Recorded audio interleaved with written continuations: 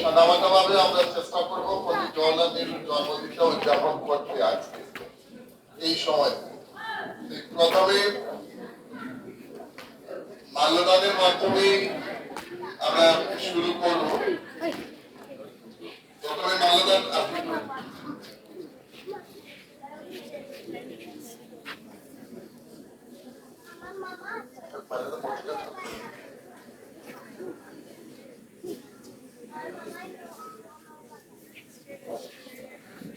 ধন্যবাদ।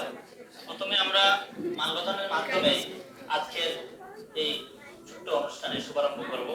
আমি এবার মাল্যদান করার জন্য অনুরোধ করেছি আমাদের কলেজের মাননীয় অধ্যক্ষ শ্রদ্ধেয় ইকবাল আহমেদ চৌধুরী মহাশয়।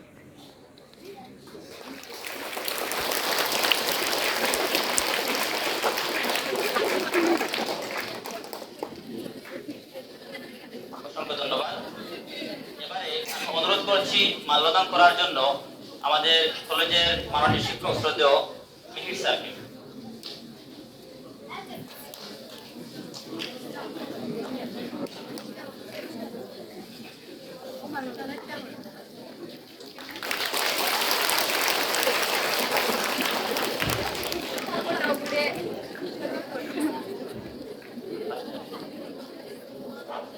অসংখ্য ধন্যবাদ।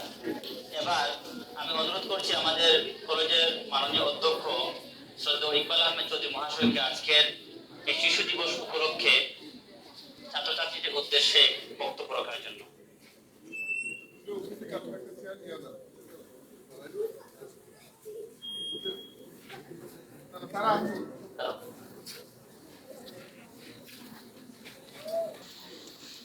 কলেজের শিক্ষক শিক্ষিকা বৃন্দ,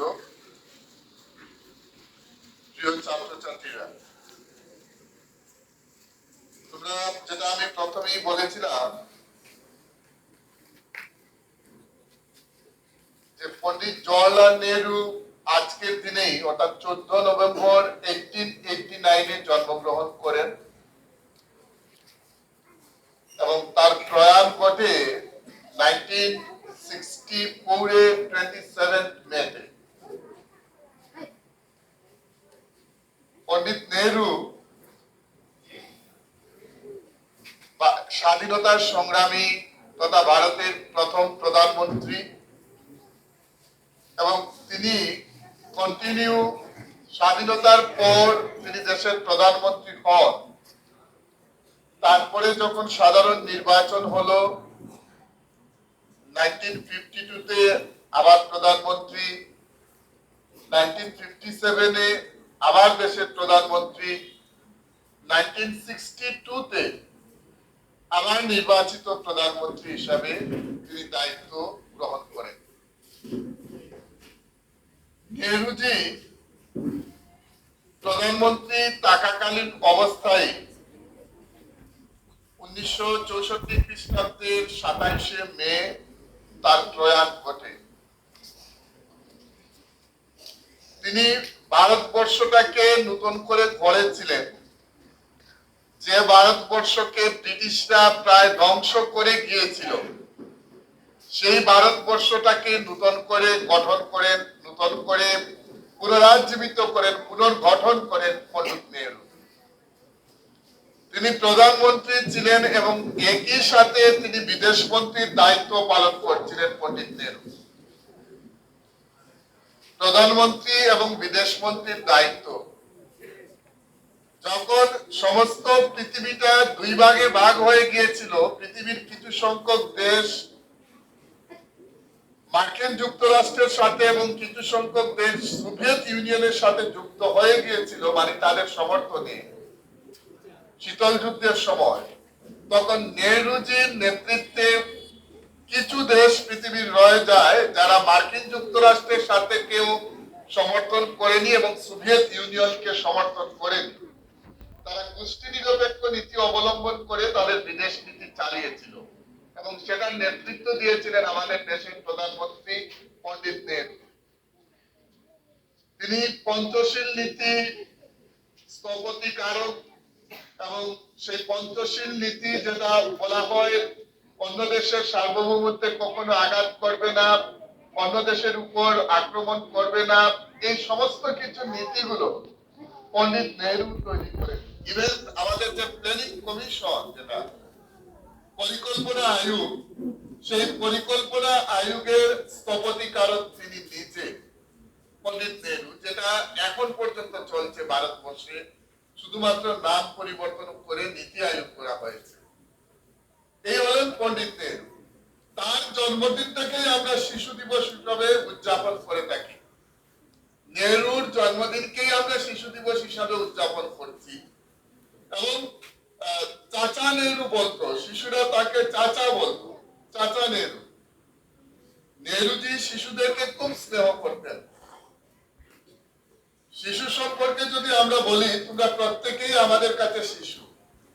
যদিও মনোবিজ্ঞানীরা শিশুদের একটা স্তর তৈরি করে দিয়েছেন, শিশুদের একটা স্তর তৈরি করেছেন কৈশোরকালের আগ পর্যন্ত, মানে 12 বছরের আগ পর্যন্ত আমরা তাদেরকে শিশু বলি মনোবিজ্ঞানীদের কথায়। কিন্তু শিক্ষক শিক্ষিকাদের কাছে সব ছেলেমেয়েরা, ছাত্রছাত্রীরা প্রত্যেকেই হলো শিশু। তাই তোমরা আমাদের কাছে শিশু। আমরা হয়তো জাঁকজমক ভাবে সেই অনুষ্ঠান পালন করতে পারছি না সেখানে, কিন্তু আমাদের স্মরণ করা উচিত, আজকে যে শিশু তোমরা রয়েছো, তোমরা ভবিষ্যতের নাগরিক। তোমরা এই দেশটাকে সুন্দরভাবে গড়ে তুলবে। কিভাবে গড়ে তুলবে? তোমার পরিবারকে প্রথমে সুন্দর করবে, তারপরে তোমার সমাজকে সুন্দর করবে, এবং এইগুলোর মধ্য দিয়েই তুমি তোমার দেশটাকে সুন্দর করে তুলবে।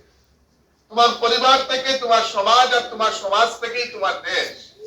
তোমার পরিবার ছেড়ে দেশ নয়, তোমার পরিবার ছেড়ে সমাজ নয়। তাই তুমি এমন ভাবে চলাফেরা করা, এমন ভাবে নিজের জীবনটাকে গঠন করা, যে জীবনের মধ্য দিয়ে তুমি তোমার দেশের জন্য তুমি কিছু করতে পারো।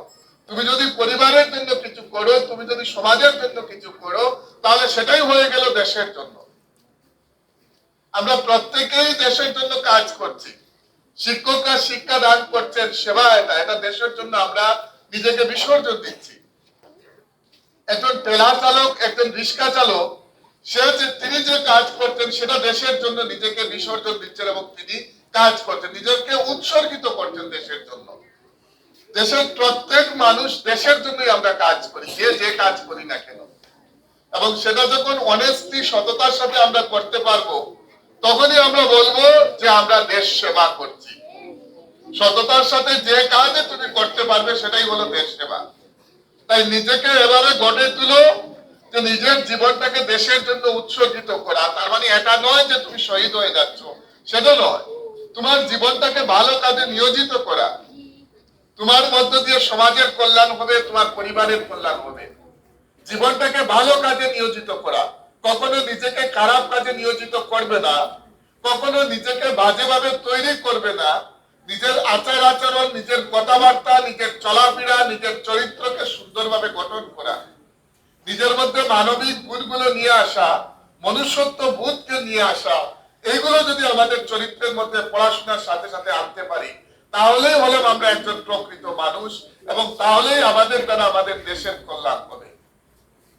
আজকে আমরা তোমাদেরকে প্রত্যেক শিক্ষক প্রতিদিনই আশীর্বাদ করেন।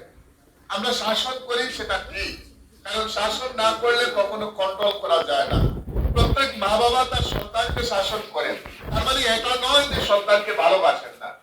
প্রত্যেক শিক্ষক সন্তানকে, তার ছাত্রছাত্রীদেরকে শাসনের মধ্যে রাখতে হয়, তার মানে এটা নয় যে শিক্ষক শিক্ষিকারা ছাত্রছাত্রীদেরকে স্নেহ ভালোবাসা দিচ্ছেন না। প্রত্যেক শিক্ষক তোমাদেরকে স্নেহ ভালোবাসা দেন, এবং প্রত্যেকেই চান যে তোমরা মানুষের মতো মানুষ হও। তোমাদের জীবন মানুষের মতো মানুষ হয়ে তোমাদের জীবনটাকে তোমরা সুন্দর করো। আজকের এই দিনে আমরা সবাই শপথ করবো যে আমরা মানুষের মতো মানুষ হব, এবং প্রত্যেক শিশু আগামী দিনে যাতে সে একটা ভালো জায়গা দখল করতে পারে, নিজের জীবনটাকে সুন্দর করতে পারে, এই কামনা আমরা করব। তোমাদের জীবন সুন্দর হোক, পড়াশোনা করে মানুষের মতো মানুষ হোক, পড়াশোনার সাথে সাথে নিজেকে সমাজের কাজে নিয়োজিত রাখবে প্রত্যেকেই। আমি পড়াশোনা করব, পড়াশোনার পরে আমি নিজেকে যে কাজেই ব্যস্ত রাখি না কেন, তার সাথে আমি সমাজের কাজ করব। এই মানসিকতাটুকু যদি আমাদের মধ্যে থাকে, তাহলে অবশ্যই আমরা ভালো হব। বড়দের সাথে ভালো ব্যবহার করব, ছোটদের সাথে স্নেহশীল আচরণের কথা বলবো, বড়দের সাথে শ্রদ্ধার সাথে কথা বলবো। এইগুলো গুণগুলো আমাদের মধ্যে আয়ত্ত করার প্রয়োজন। এই গুণগুলো যদি তোমার মধ্যে থাকে তাহলে তুমি ভবিষ্যতে এই দেশকে অনেক কিছু দিতে পারবে। আর এইগুলো যদি না থাকে তুমি দেশের জন্য কিছু করতে পারবে না। বড়দেরকে শ্রদ্ধা করতে হয় কিভাবে সেটা শিকার প্রয়োজন, ছোটদেরকে স্নেহ করা সেটা শিকার প্রয়োজন, জানার প্রয়োজন। বেশি বক্তব্য রাখছি না, তোমরা দাঁড়িয়ে আছো, কষ্ট হচ্ছে হয়তো। আমি আমার সংক্ষিপ্ত বক্তব্য এখানেই শেষ করছি এবং নেহরুজির প্রতি আমার শ্রদ্ধা নিবেদন করছি, যিনি ভারতের প্রথম প্রধানমন্ত্রী এবং স্বাধীনতা সংগ্রামী, এবং সেই সাথে সাথে তোমাদের প্রত্যেকের জীবন আরো সুন্দর হোক এই কামনা রেখে আমার বক্তব্য এখানে শেষ করছি।